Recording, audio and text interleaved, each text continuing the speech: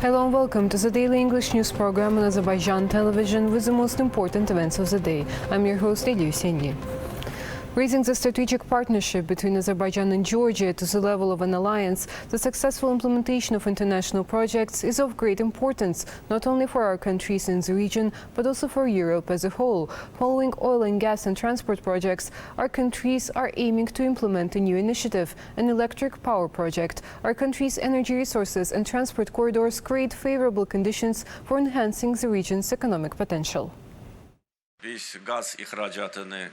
intend to increase gas exports to world markets. This year we'll export 22 billion cubic meters and next year this figure will increase even more. The Memorandum on Strategic Partnership in the field of energy signed between the European Commission and Azerbaijan in July of this year indicates that Azerbaijan will double gas exports to Europe in the next 5 years.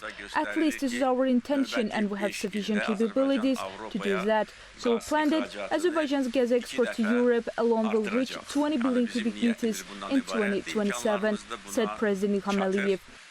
This year marks 30 years of diplomatic relations between Azerbaijan and Georgia, which have rich historical ties between our states and peoples.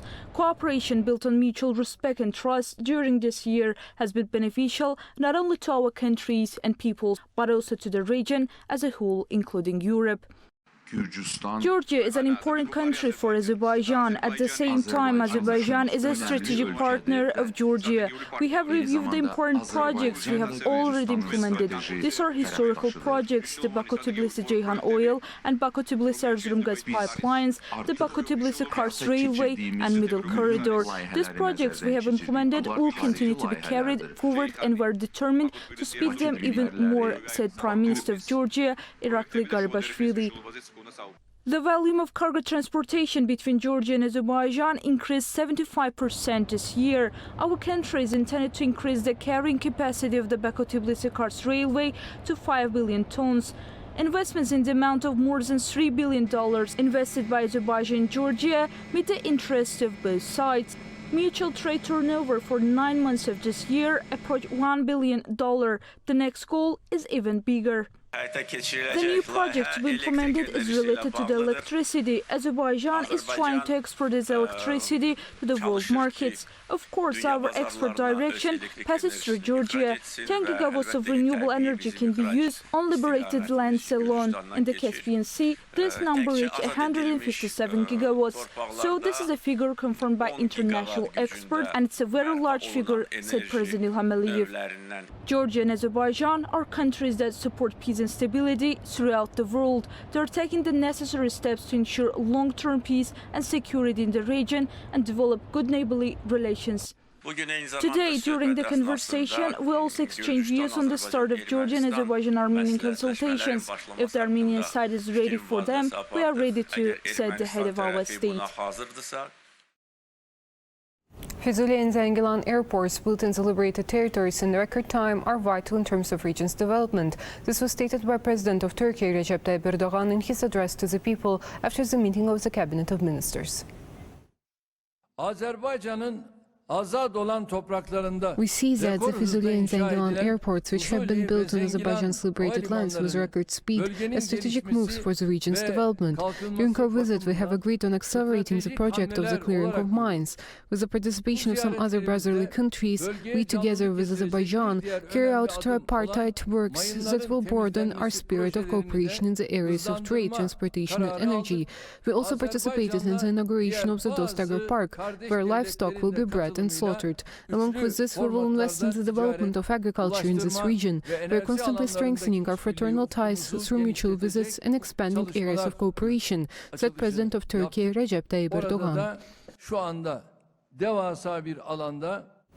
Azerbaijan army positions were subjected to fire again, starting from 10:20 p.m. on October 24th to 1:45 a.m. on October 25th. The Armenian Armed Forces units from the positions in the direction of the İstisu and Zarkand settlement of the Basarkeçay region and Chinarli settlement of the Tovuz-Gala region, using various caliber weapons, subjected to fire the Azerbaijan army positions stationed in the directions of İstisu, Demirçidan and İstibulaq settlements of Kelbecay region and Ağdam settlement of the Tovuz region. The Azerbaijan army units stationed in these directions took adequate retaliatory measures, the Ministry of Defense reported. In general, over the past 30 years, the number of victims of mine explosions in Azerbaijan amounted to 3,345 people. Since the end of the 2020 Patriotic War, 266 of our citizens have suffered from mine explosions. It should be noted that about 55% of recent mine explosions occurring in areas outside the maps handed over by Armenia. The Armenian side purposefully continues military threats against Azerbaijan. As of August 2022, after the Armenians left the territory of the Lachin district, more than 1,400 anti-personnel mines were found on the territory, as well as new booby traps were found on the doorsteps of houses and in courtyards in Zabukh and Sus villages of Lachin district, which indicates the scale and severity of the threat. The laying of anti-personnel mines on the territory of Azerbaijan, produced in Armenia in 2021, once again demonstrates that Armenia continues to abuse the Lachin corridor for the illegal military activities. It emphasizes the need to put pressure on Armenia in order to prevent serious violations of international humanitarian rights and its obligations. October 25th marks 2 years since the liberation of Gubadli from Armenian occupation.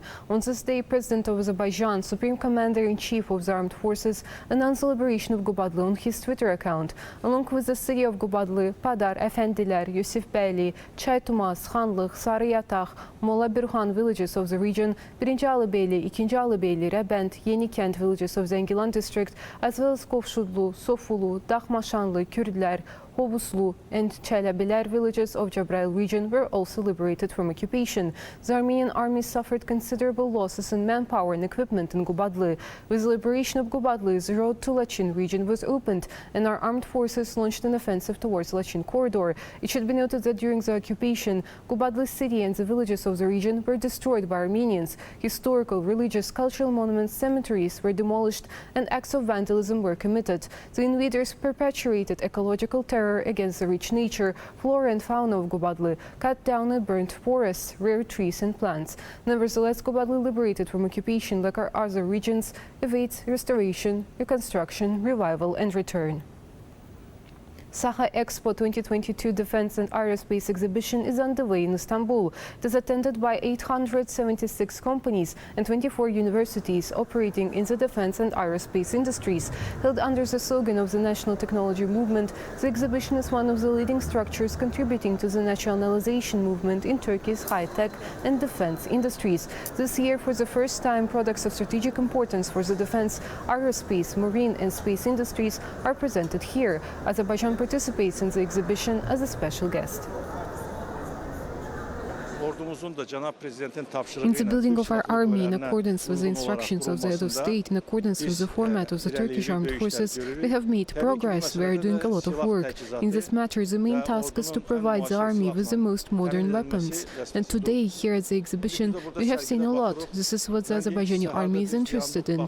The most advanced types of missiles are being produced, so we are looking at and discussing what can be used by our army, said Minister of Defense of Azerbaijan, Zakir Hasanov. That was all for today. Thank you for being with us and see you next time.